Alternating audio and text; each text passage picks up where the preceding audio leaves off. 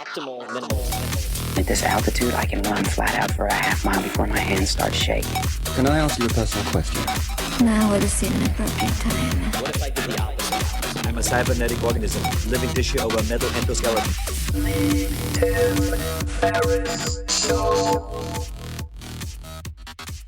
This episode is brought to you by AG1, the daily foundational nutritional supplement that supports whole body health. I do get asked a lot what I would take if I could only take one supplement. And the true answer is invariably AG1. It simply covers a ton of bases. I usually drink it in the mornings and frequently take their travel packs with me on the road. So what is AG1? AG1 is a science-driven formulation of vitamins, probiotics, and whole food sourced nutrients. In a single scoop, AG1 gives you support for the brain, gut, and immune system. So take ownership of your health and try AG1 today. You will get a free 1-year supply of vitamin D and 5 free AG1 travel packs with your first subscription purchase.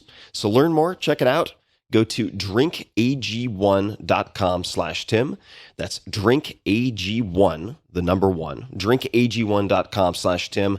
Last time, drinkag1.com/Tim. Check it out. Hello, boys and girls. This is Tim Ferriss, and welcome to another episode of The Tim Ferriss Show. I'm sitting outside on a beautiful summer day, listening to the birds, and my job is usually to deconstruct world-class performers, to tease out the routines, habits, and so on that you can use from people at the top of whatever field they happen to be a part of. Military, entertainment, politics, chess, athletics, you name it. In this particular episode, I'm going to share an overarching strategy that has been used by many of the greats. That includes Ben Franklin, it includes legendary NFL coach Bill Belichick, and many, many more. It is also how I built my network, how my first book hit the tipping point, how I became successful at angel investing, and the list goes on. Of course, if you're interested in the networking part of it, you can also read a blog post and listen to an episode titled How to Build a World-Class Network in Record Time. But that is additional credit. This time we're going to talk about the Canvas strategy. And there is some Latin pronunciation, just a few words in this episode, and I'm sure people will get their knickers in a twist about how to say things properly, but it could be anteambulo, it could be something else, and Ryan has done his homework. And I say Ryan because this is from the brand new book by Ryan Holiday, Ego is the Enemy. And you might recall that Ryan wrote The Obstacle is the Way, a collection of Stoic wisdom and principles and stories that was embraced by people at the highest levels of athletics. The Seahawks, the Patriots, managers, players. It just turned into a phenomenon that was covered by Sports Illustrated. I think Ego is the Enemy is just as good, if not better. I saw early editions of the manuscript and provided feedback. It is therefore the newest book in my book club. And there are only 8 or 9 books over the last few years that I've selected for this, and you can see all of them at audible.com/timsbooks. That's audible.com/timsbooks. But this episode is very much self-sufficient, and I think it's a lesson that more and more people need to learn or at least embrace, revisit in their lives, and that is the Canvas strategy. So please enjoy this description and this meandering exploration with Ryan Holiday from Ego is the Enemy. Follow the Canvas strategy. Great men have almost always shown themselves as ready to obey as they afterwards proved able to command. Lord Mahon. In the Roman system of art and science, there existed a concept for which we have only a partial analog. Successful businessmen, politicians, or rich playboys would subsidize a number of writers, thinkers, artists, and performers. More than just being paid to produce works of art, these artists performed a number of tasks in exchange for protection, food, and gifts. One of the roles was that of an anthembulo, literally meaning one who clears the path. An anthembulo proceeded in front of his patron anywhere they traveled in Rome, making way, communicating messages, and generally making the patron's life easier. The famous epigrammist Martial fulfilled this role for many years, serving for a time under the patron Mela, a wealthy businessman and brother of the Stoic philosopher and political advisor Seneca. Born without a rich family, Martial also served under another businessman named Petulius. As a young writer, he spent most of his day traveling from the home of one rich patron to another, providing services, paying his respects, and receiving small token payments and favors in return. Here's the problem. Like most of us with our internships and entry-level positions, or later on publishers or bosses or clients, Marshall absolutely hated every minute of it.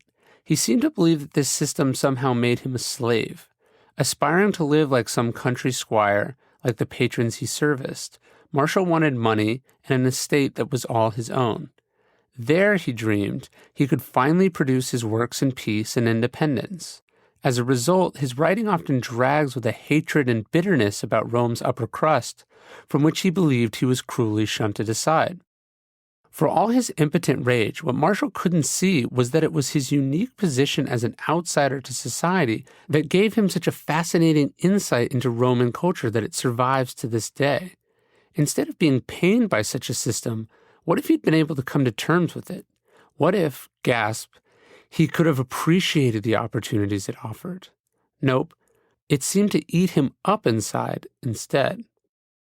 It's a common attitude that transcends generations and societies. The angry, underappreciated genius is forced to do stuff she doesn't like for people she doesn't respect as she makes her way in the world. How dare they force me to grovel like this? The injustice, the waste. We see it in recent lawsuits in which interns sue their employers for pay. We see it in kids more willing to live at home with their parents than submit to something they're overqualified for. We see it in an inability to meet anyone else on their terms, an unwillingness to take a step back in order to potentially take several steps forward. I will not let them get one over on me. I'd rather we both have nothing instead. It's worth taking a look at the supposed indignities of serving someone else, because in reality, not only is the apprentice model responsible for some of the greatest art in the history of the world, everyone from Michelangelo to Leonardo da Vinci to Benjamin Franklin has been forced to navigate such a system. But if you're going to be the big deal you think you're going to be, isn't this a rather trivial imposition? When someone first gets a job or joins a new organization, he's often given this advice: make other people look good and you will do well. Keep your head down, they say, and serve your boss. Naturally, this is not what the kid who was chosen over all the other kids for the position wants to hear. It's not what a Harvard grad expects. After all, they got that degree precisely to avoid this supposed indignity. Let's flip it around so it doesn't seem so demeaning. It's not about kissing ass. It's not about making someone look good. It's about providing the support so that others can be good. The better wording for this advice is then, find canvases for other people to paint on. Be an anthembulo. Clear the path for people above you, and you will eventually create a path for yourself. When you're just starting out, we can be sure of a few fundamental realities.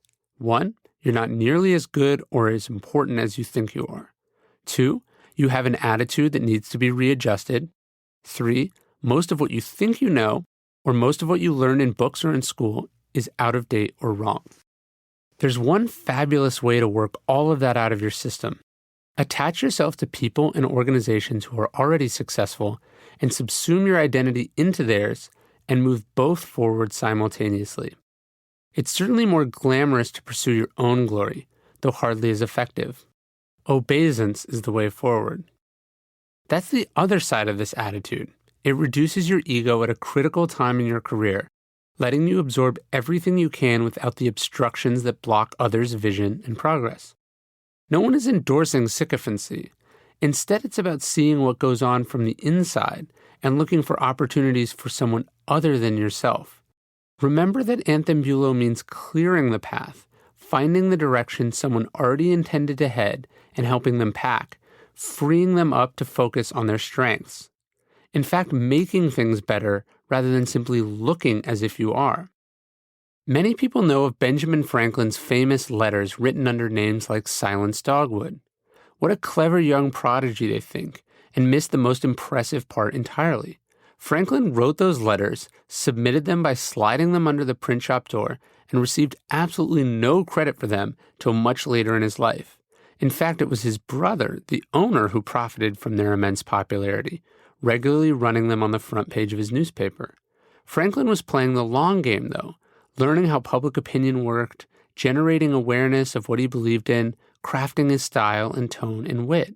It's a strategy he used time and again over in his career, once even publishing in his competitor's paper in order to undermine a third competitor. For Franklin saw the constant benefit in making other people look good and letting them take credit for your ideas. Bill Belichick, the 4-time Super Bowl winning head coach of the New England Patriots, made his way up the ranks of the NFL by loving and mastering the one part of the job that coaches disliked at the time, analyzing film. His first job in professional football for the Baltimore Colts was one he volunteered to take without pay, and his insights, which provided ammunition and critical strategies for the game, were attributed exclusively to the more senior coaches. He thrived on what was considered grunt work, asked for it, and strove to become the best at precisely what others thought they were too good for. He was like a sponge, taking it all in, listening to everything, one coach said.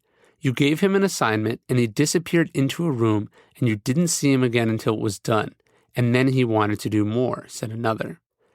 As you can guess, Belichick started getting paid very soon. Before that, as a young high school player, he was so knowledgeable at the game that he functioned as sort of an assistant coach, even while playing the game. Belichick's father, himself an assistant football coach for Navy, taught him a critical lesson in football politics, that if he wanted to give his coach feedback or question a decision, he needed to do it in private and self-effacingly so as not to offend his superior. He learned how to be a rising star without threatening or alienating anyone. In other words, he'd mastered the canvas strategy.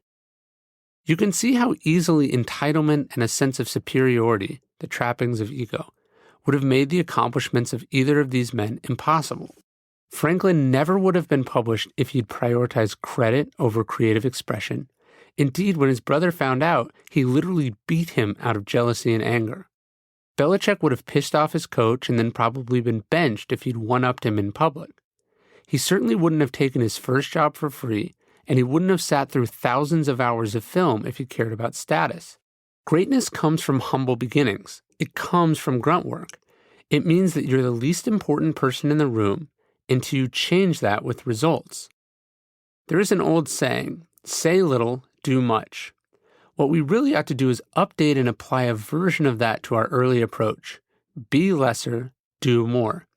Imagine if for every person you met, you thought of some way to help them, something you could do for them, and you looked at it in a way that entirely benefited them and not you.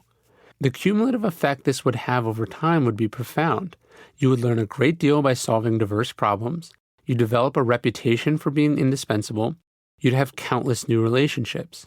You'd have an enormous bank of favors to call upon down the road. That's what the canvas strategy is about, helping yourself by helping others, making a concerted effort to trade your short-term gratification for a longer-term payoff. Whereas everyone else wants to get credit and be respected, you could forget credit. You can forget it so hard that you're glad when others get it instead of you. That was your aim, after all. Let others take their credit on credit, while you defer and earn interest on the principal.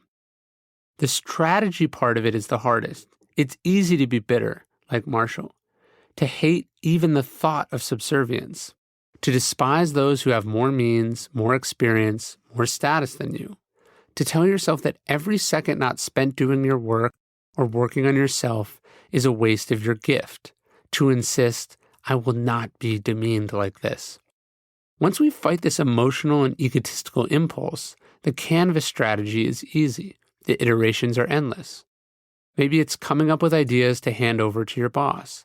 Find people, thinkers, up-and-comers to introduce them to each other. Cross wires to create new sparks. Find what nobody else wants to do and do it. Find inefficiency and waste and redundancies. Identify leaks and patches to free up resources for new areas. Produce more than everyone else and give your ideas away. In other words, discover opportunities to promote their creativity, find outlets and people for collaboration, and eliminate distractions that hinder their progress and focus. It's a rewarding and infinitely scalable power strategy. Consider each one an investment in relationships and in your own development. The canvas strategy is there for you at any time. There's no expiration date on it either.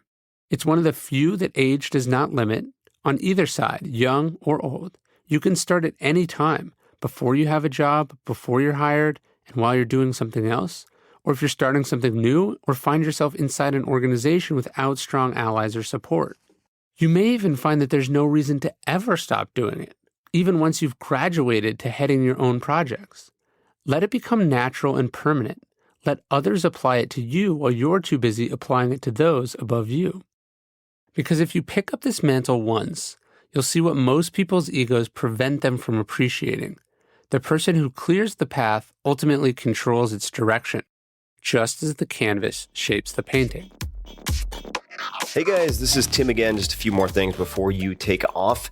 Number one, this is 5 Bullet Friday. Do you want to get a short email from me? Would you enjoy getting a short email from me every Friday that provides a little morsel of fun before the weekend? And 5 Bullet Friday is a very short email where I share the coolest things I've found or that I've been pondering over the week. That could include favorite new albums that I've discovered. It could include gizmos and gadgets and all sorts of weird shit that I've somehow dug up in the world of the esoteric as I do. It could include favorite articles that I've read and that I've shared with my close friends, for instance. And it's very short. It's just a little tiny bite of goodness before you head off for the weekend. So if you want to receive that, check it out. Just go to 4hourworkweek.com. That's 4hourworkweek.com, all spelled out, and just drop in your email and you will get the very next one. And if you sign up, I hope you enjoy it. You give feedback and then pick your favorite. You end up happy or you get your money back. It's very simple. You can check out a few of my own designs and those of yours, meaning Tim Ferriss Show listeners, at 99designs.com/Tim. And right now, my listeners, you guys will get a free $99 upgrade on your first design. That's 99designs.com/Tim. Check it out. This episode is brought to you by Wealthfront, and this is a very unique sponsor.